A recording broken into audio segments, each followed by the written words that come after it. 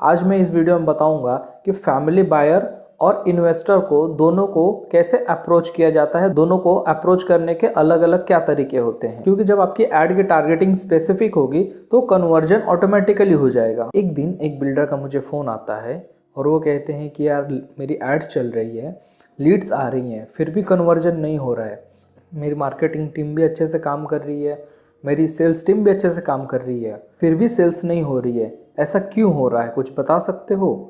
तो मैंने उनकी मार्केटिंग स्ट्रैटेजी को ऑडिट किया और उसमें जो मुझे पता चला, जो कि आप जैसे 90% रियल्टर्स करते हैं। अगर आप भी ऐसा कुछ प्रॉब्लम फेस कर रहे हैं तो इस वीडियो को एंड तक देखिए। इस वीडियो में आपको डेफिनेटली सॉल्यूशन मिलेगा। अभी आप जो मार्केटिंग करते हैं वो आप जेनेरिक मार्केटिंग करते हैं, या कह सकते हैं कि आप एक ही टाइप के ऑडियंस को टारगेट करने के लिए मार्केटिंग करते हैं, या जो भी एड कॉपीज आपकी मार्केटिंग टीम बनाती है वो जेनेरिक होती है या फोकस्ड नहीं होती है।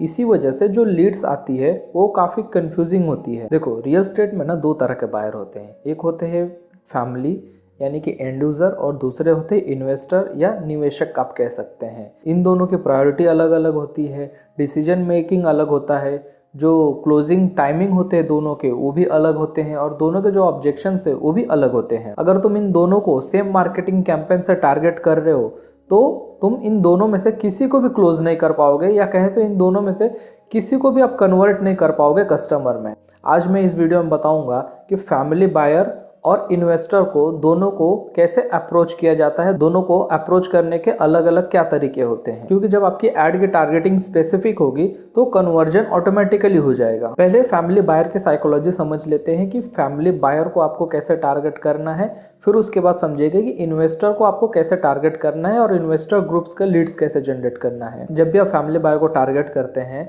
तो आप कुछ बातें ध्यान में रखिए टारगेटिंग के लिए, जैसे कि उसका एज 30 से ऊपर हो, वो शादीशुदा हो, मैरिड हो, उसके बच्चे हो या किड्स हो, और वो अभी रेंट पे रहता हो या वो जॉइंट फैमिली में रहता हो और उसको प्राइवेसी चाहिए या उसको अपना घर चाहिए, और decision maker husband plus wife हो या कभी कभी पेरेंट्स भी होते हैं। ये तो हो गई टारगेटिंग की बात। लेकिन अब टारगेटिंग में इन ऑडियंस को आपको क्या दिखाना है?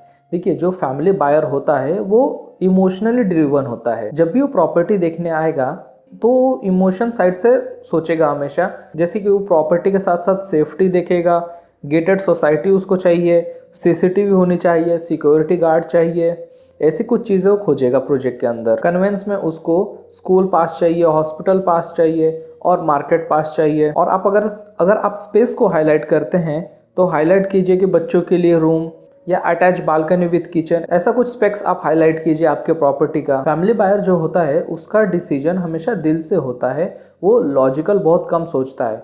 वो जब भी आपकी प्रॉपर्टी देखेगा उस प्रॉपर्टी में वो अपनी फ्यूचर की लाइफ विजुअलाइज करेगा। ये सब चीज़ें अगर आप उसको नहीं दिखा पाएंगे तो कैसे क्लोज होगा, ये सोचने वाली बात है। आपने भी देखा होगा, एक बहुत पुरानी कहावत है, लोग कहते हैं कि जो दिखता है वो बिकता है। आप इसको शो नहीं करोगे तो कस्टमर कैसे इसको विजुअलाइज कर पाएगा?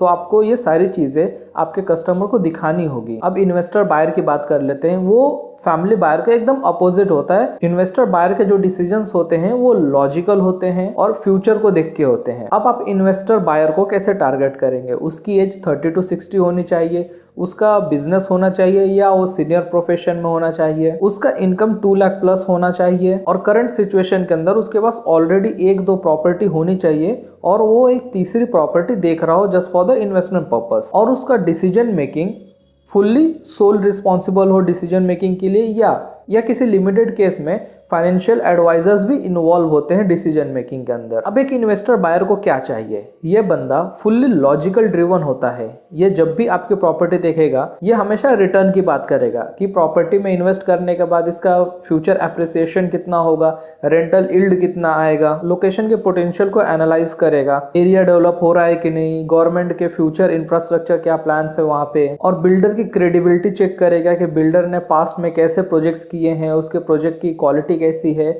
और जो आप प्रोजेक्ट दिखा रहे हैं वो रेरा अप्रूव्ड है कि नहीं है। एग्जिट स्ट्रैटेजी सोचेगा, रीसेल इजीली होगा कि नहीं होगा, लिक्विडिटी इजी है कि नहीं है, और टैक्स बेनिफिट सोचेगा, क्या इससे टैक्स सेविंग हो सकती है कि नहीं हो सकती है। डिसीजन पूरा लॉजिकली लेता है, ना ही कि इमोशनली। जब भी इन्वेस्टर प्रॉपर्टी देखता है वो कैलकुलेट करता है ROI। वो देखता है कि इस प्रॉपर्टी की कीमत 5 साल में कितनी बढ़ेगी, इससे रेंट कितना आएगा, वो रेंट वर्सेस EMI को कंपेयर करता है। इन्वेस्टर बायर के लिए नंबर्स मैटर करते हैं, ना ही कि फीलिंग। अब मार्केटिंग अप्रोच की बात कर लेते हैं कि आप मार्केटिंग के थ्रू इन दोनों को कैसे अप्रोच करेंगे। तो पहला हम बात करते हैं फैमिली बायर को कैसे मार्केट करोगे, कैसे फैमिली बायर तक आप पहुंचोगे और उसको अपनी प्रॉपर्टी दिखा के उससे कनेक्ट कर पाओगे कि आपने जो प्रॉपर्टी बनाई है ये उसी के लिए है या उसी को देखते हुए ये प्रॉपर्टी डिज़ाइन की गई है, या कह सकते हैं कि आप जो प्रॉपर्टी मार्केट कर रहे हो वो प्रॉपर्टी फैमिलीज के लिए है।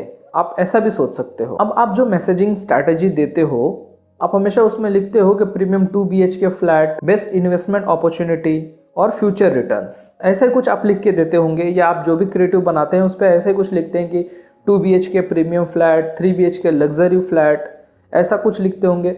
बेस्ट लोकेशन या लोकेशन नियर बाय आप मेंशन करके देते होंगे कि airport 15 minutes away from the property, railway station 10 minutes away, ये सारी चीज़ें आप मेंशन करते होंगे आपके ऐड के अंदर। लेकिन अगर यहीं पे अगर मैं कहूँ कि आपकी जो मैसेजिंग है ऐड के अंदर, अगर आप उसको शिफ्ट करते फैमिली के तरफ, बाकी चीज़ें आप सेकेंडरी रखें, जैसे कि जो आप क्रिएटिव या जो आप वीडियो बना रहे हैं, अगर आप फैमिली को टारगेट कर रहे हैं तो उस वीडियो के अंदर आप एक हैप्पी फैमिली दिखाइए कि एक किड्स है और एक फैमिली है, ऐसा कुछ आप दिखा सकते हैं। या किड्स के लिए आप प्लेग्राउंड दिखा सकते हैं और फ्लैट्स दिखा सकते हैं, या जो मोस्टली अच्छे बिल्डर्स यूज़ करते हैं वो कि एक पूरा वॉक थ्रू आप दिखा सकते हैं।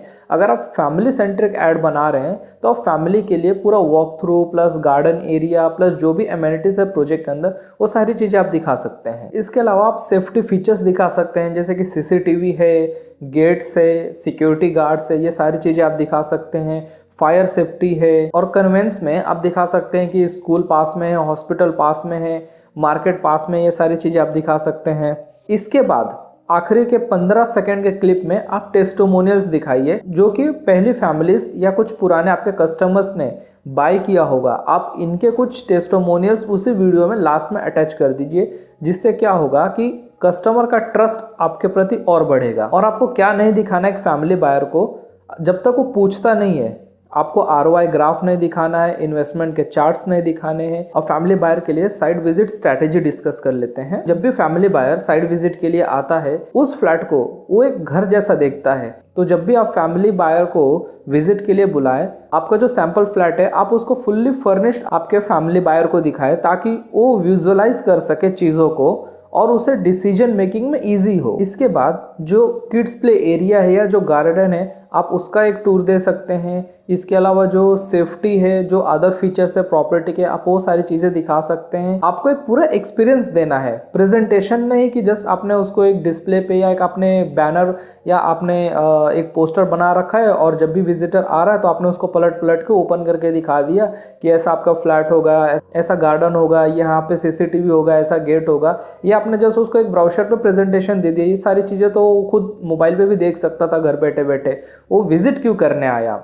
अगर वो विजिट करने आया है तो कुछ देखने आया है ना, तो आप उसको पेपर पे क्यों दिखा रहे हो? आप उसको जगह पे दिखाओ, तो उसका डिसीजन जो लेने का टाइमिंग है वो घट जाएगा और आपके लिए इजी होगा। अब इन्वेस्टर बायर की बात करते हैं। अगर आप फैमिली वाली एड इन्वेस्टर बायर को दिखाते हो तो उसको कनेक्ट नहीं कर पाएगा, और जब तक उसको कनेक्ट नहीं कर पाएगा वो प्रॉपर्टी से या आपकी एड से, तब तक वो इंटरेस्ट नहीं शो करेगा और ना ही लीड सबमिट करेगा, और ना आपको ऐसी क्वालिटी लीड मिलेगी जो आपका राइट कस्टमर है, लेकिन आपकी मैसेजिंग गलत होने की वजह से उसने लीड सबमिट नहीं की। अब बात कर लेते हैं कि इन्वेस्टर बायर को कैसे अप्रोच करना है। देखिए, जनरली आपका इन्वेस्टर को अप्रोच करने का जो तरीका होता है उसमें आप क्या करते हैं कि आप क्रिएटिव्स भेज देते हैं या वीडियोस भेज देते हैं। अब आप ये नहीं पूछते हैं कि इन्वेस्टमेंट करने का उसका प्लान है या वो फैमिली बायर है। आपको ये पहले डिफरेंस क्लियर करना पड़ेगा कि वो इन्वेस्टर है या फैमिली बायर है, ये चीज़ आपको देख लेना पड़ेगा। अब बात कर लेते हैं कि आप इन्वेस्टर बायर तक कैसे पहुंचोगे। देखो, जो एक रॉन्ग तरीका है ना, उसमें आप क्या करते हो, आप ऐसा क्रिएटिव दिखाते हो जिसके अंदर दिखाते हो कि beautiful home for your family या spacious space for your family, लेकिन वो तो इन्वेस्टर है ना, उसको फैमिली के साथ थोड़ी उसमें रहना है। ये तो जो फैमिली बायर है ये उसके लिए क्रिएटिव हो गया या उसके लिए मार्केटिंग स्ट्रैटेजी हो गया। यहीं से अगर आप गलती करते हो तो आपको एक इन्वेस्टर बायर की लीड कैसे मिलेगी। आप एक इन्वेस्टर बायर को जो चाहिए आप वो दो, तब जाके एक इन्वेस्टर बायर आपके प्रोजेक्ट में इंटरेस्टेड होगा। अब एक इन्वेस्टर बायर को क्या चाहिए होता है वो मैंने ऑलरेडी वीडियो में आपको बता दिया है। अब आपको आपके मार्केटिंग में जो अप्रोच दिखाना है उसमें आपको फ्यूचर एप्रिसिएशन दिखाना है कि एनुअली फ्यूचर एप्रिसिएशन इस प्रॉपर्टी का कितना होगा।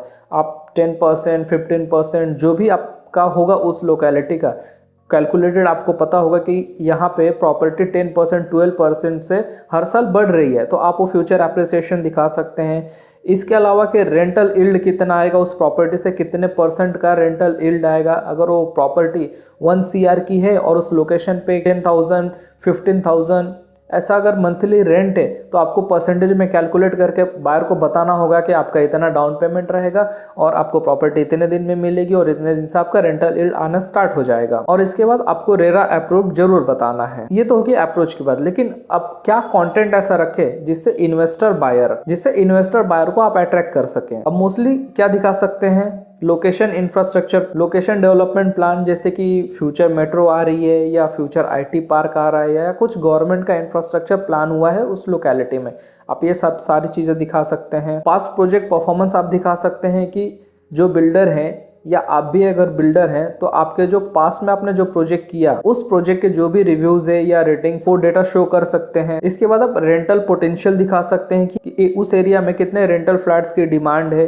और एवरेज रेंट क्या मिलता है उस एरिया के अंदर। इसके अलावा आप कंपैरिजन चार्ट दिखा सकते हैं कि मार्केट में कॉम्पिटिटर्स क्या प्राइस ऑफर कर रहे हैं और आप क्या प्राइस ऑफर कर रहे हैं और उस प्राइस के अंदर आप क्या स्पेक्स ऑफर कर रहे हैं, ये भी आप एक चीज दिखा सकते हैं। और इसके अलावा आप टैक्स बेनिफिट्स बता सकते हैं। अब आपको क्या नहीं दिखाना है कि इन्वेस्टर बायर को आपके क्रिएटिव के अंदर किड्स प्ले पार्क आपको नहीं दिखाना है, फैमिली संडे मॉर्निंग सीन आपको नहीं दिखाना है, इमोशनल टैगलाइंस आपको नहीं देना है। इन्वेस्टर को ये सब इंफॉर्मेशन इररिलेवेंट लगते हैं। अब एक प्रैक्टिकल केस स्टडी से समझते हैं कि जो मैंने वीडियो के स्टार्ट में बताया जिन बिल्डर के बारे में और जिनकी मैंने मार्केटिंग स्ट्रैटेजी को ऑडिट करी, उनकी जो मार्केटिंग अप्रोच थी वो जेनेरिक थी। वो दोनों बायर को, इन्वेस्टर को भी और फैमिली बायर को भी same marketing campaign, same content से टारगेट कर रहे थे और एक्सपेक्ट कर रहे थे कि लीड्स मिले। अब जो मार्केटिंग चल रही थी वो मार्केटिंग बायर को रिलेट ही नहीं कर पा रही थी क्योंकि वो जेनेरिक थी। अब इसमें फैमिली बायर कहीं कहीं रिलेट कर पा रहे थे या कुछ लोग बस यूं ही लीड सबमिट कर दे रहे थे कि चलो